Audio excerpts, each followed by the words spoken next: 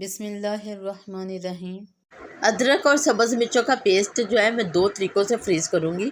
एक ice cube में और एक ज़िप लॉक बैग में डाल के फ्रीज़ करूँगी। तो दोनों तरीक़ों से आपको दिखाऊँगी भी फ्रीज़ करने के बाद। अब मैंने इक्वल क्वांटिटी में अदरक और सब्ज़ मिर्चें ली हैं और थोड़ा सा पानी डाल के इनको ग्राइंड कर दूँगी। अदरक और सब्ज़ मिर्चों के पेस्ट को आइस क्यूब में फ्रीज़ करने के लिए डाल रही हूँ और उसके बाद ज़िप लॉक में डालूँगी। ज़िप लॉक में भी डालकर उसको बंद कर दूँगी। अच्छी तरह बंद करने के बाद दोनों चीज़ों को फ्रीज़ होने के लिए रख दूँगी।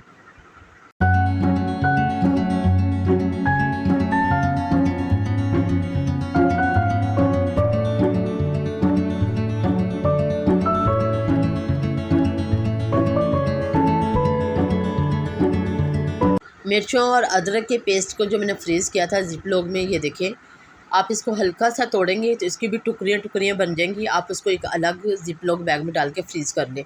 अब देखिए मैं आपको ये निकाल के दिखा रही हूँ, आइस क्यूब्स वाली भी और इजीली निकल रही हैं। दोनों इजीली टूटेंगी भी, निकलेंगी भी।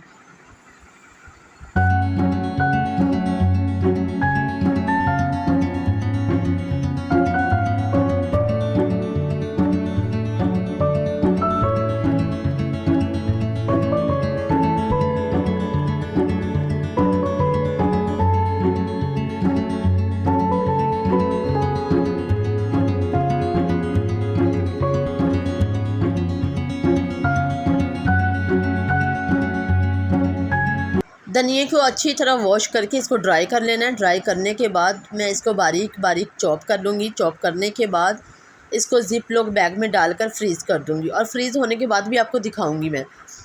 और दूसरा तरीका ये है कि आप इसको अच्छी तरह धो लें, ड्राई करें और एक टॉवल लें। टॉवल के अंदर साबुत ही धनिए को रख कर एयर टाइट डब्बे में बंद करके रख दें और 15 से 20 दिन ईज़िली गुजर जाएंगे।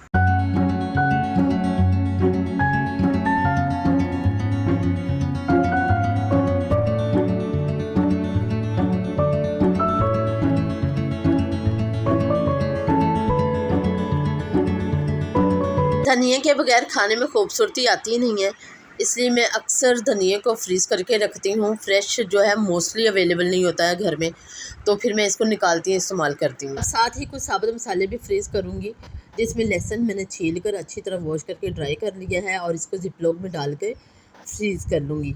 इसके साथ ही मैंने थोड़ी सी अदरक और थोड़ी सी सब्ज़ मिर्चें बारीक बारीक काट कर वो भी फ्रीज़ कर लूँगी। फ्रीज़ होने के बाद भी मैं आपको दिखाऊंगी कि वो फ्रेश की फ्रेश ही आपको लगेंगी।